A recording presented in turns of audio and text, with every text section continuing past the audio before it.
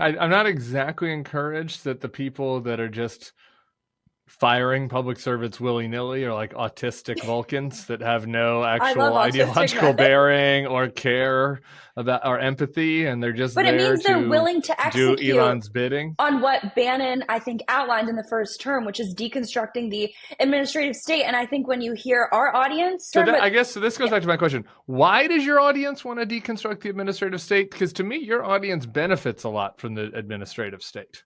What are they how would what are you they define the getting? administrative state? Like, In today's video, Tim Miller absolutely destroys Natalie Winters in a heated debate on DOGE firing government workers and the issues on immigrants.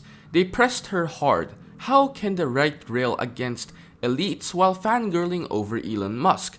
How do they bash the administrative state while cashing in on its programs? Natalie came in with her usual firebrand energy, playing the anti-deep state, anti-elite populist, but the second Tim started pressing her on the hypocrisy, she couldn't hold it together. So let's dive in and watch how Tim Miller shuts down Natalie Winters in this heated debate. Well, they get health care. Most of them are going to be on Medicaid or Medicare. I've Steve seen has your said audience he pretty doesn't want to old. cut that. Okay. But okay, well, that's like a third of the government. Like they benefit from, other government services. If they're rural, they benefit from all the farm subsidies that we are giving, which are extensive. Like they benefit from Social Security offices. If they're veterans, they benefit from the VA. What is your audience getting out of firing a bunch of bureaucrats like that? I genuinely don't understand. Why do they want to deconstruct the administrative state? I don't get it. Well, I think it's particularly profound now because I think it's on the heels of what we view as the weaponization of government under Biden. I'm sure the Bulwark listeners are Mm. rolling their eyes, but I You think care that very there's, deeply about weaponization of government. I can tell. I'm yes, seeing that in Cash and Pam yes, Bondi. They're yes, we very signed serious. VEO.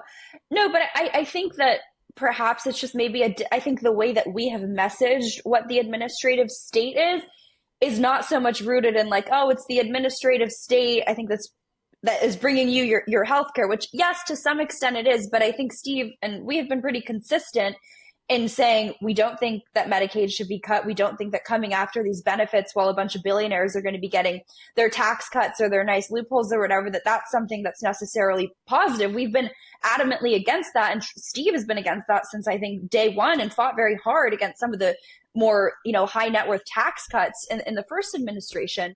That sort of more almost neo-connie, neoliberal kind of rules-based world, all the buzzwords that Steve would use, like that to them is what represents the administrative state. If you're angry at Hillary Clinton and like you, Natalie, for example, you're upset that people are calling you sexist in high school for saying that feminism is cancer, like how do we stick it to the administrative elites by cutting veteran benefits? Well, I think that logic chain is not really what we're advocating for. I think that is a mischaracterization. I think when we say that we want to take down the deep state, the administrative state. Now Natalie tried to spin it like we're not touching benefits, just the bloated bureaucracy. But that's a fantasy.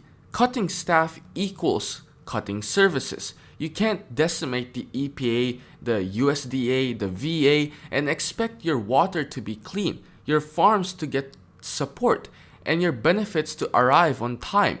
DOGE isn't about efficiency. It's stripping out the parts of government that enforce regulations, protect rights, and deliver for working people. And then there's the Elon Musk of it all. Tim called it out. This isn't about making the government better, it's about turning it into a plaything for billionaires like Musk, who already use their money to buy influence and now want to run the state like one of their startups. But the government isn't a business, it's a public good. You can't fire your way to equity or efficiency when people's lives are on the line. Tim wasn't just arguing against DOGE, he was defending the idea that the government should work for people, not be torn apart to please libertarian billionaires and MAGA ideologues. And honestly, that's the side of the argument grounded in reality, not political cosplay.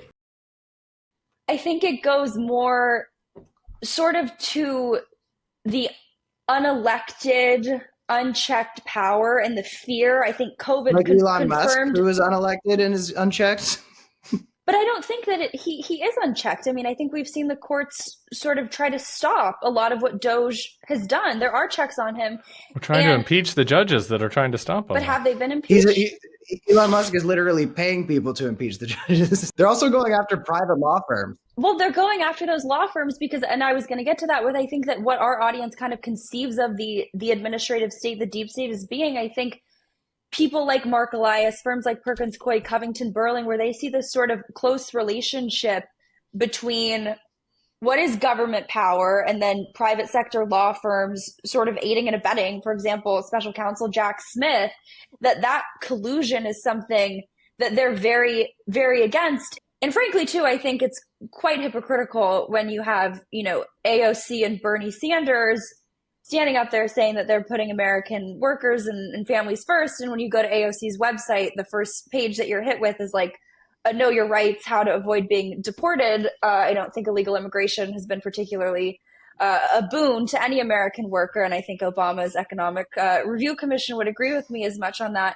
But I think the difference is that, like, Elon, for example, is very out there and not just puts his money where his mouth is, but puts his mouth where his money is. And again, I'm just explaining to you guys. You don't have to agree with me, but I think where I don't. No worries. It's okay. You will one day, Tim.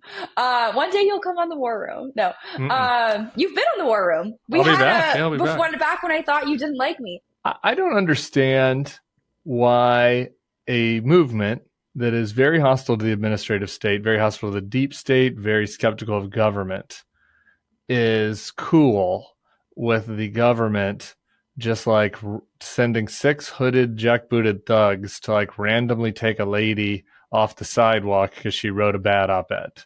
I would think that your audience would be pretty concerned about that if that person had written an op-ed about whatever, Christianity or defend it, or pro-Russia op-ed, and Susan Rice and Anthony Blinken had sent a bunch of hooded people to take them off the street about their pro-Russia op-ed. 1,500 of our Jan 6. We don't have to get into Jan 6, but there's a difference between writing an op-ed and storming a Capitol in one of the most embarrassing moments in U.S. history, because this young woman typed something on a computer and went clickety-clack, and these people were scaling the walls of the United States Capitol. So let's not do that. Let's not do the Jan 6 thing, because that's just embarrassing enough, and our viewers deserve better.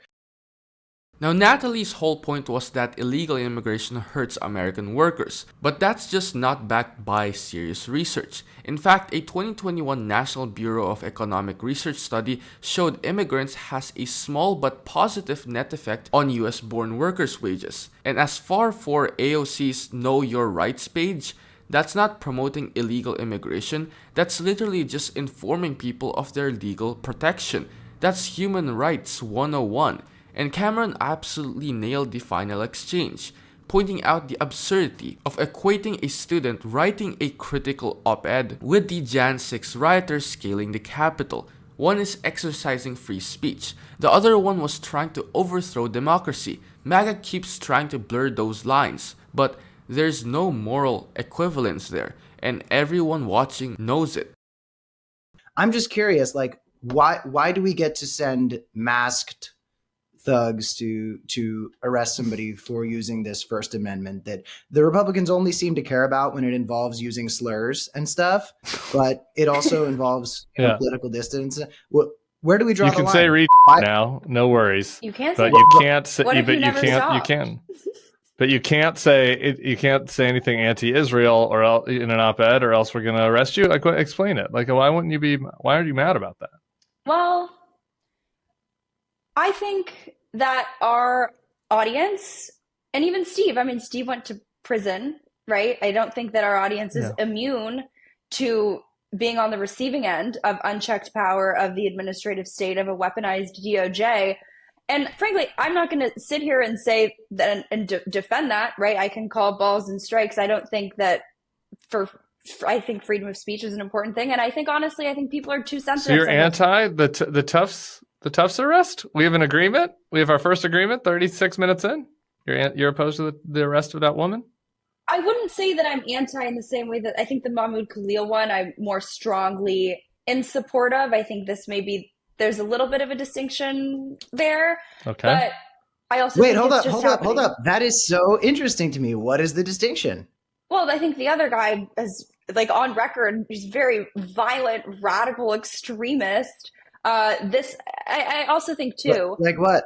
Like what? What's on the record? Well, I think he's been belonged to a lot of groups that have talked about very positively what happened on October 7th, groups that have sort of intimated wanting to carry out similar attacks here in the United States. Again, I'm sure there are plenty of people in the War Room audience who were on the 4chan threads that were talking about committing acts of violence towards me and the people who survived the Parkland shooting with me. Do you think that someone from the War Room ought to get disappeared because of what other people who might have been around them in certain groups have said?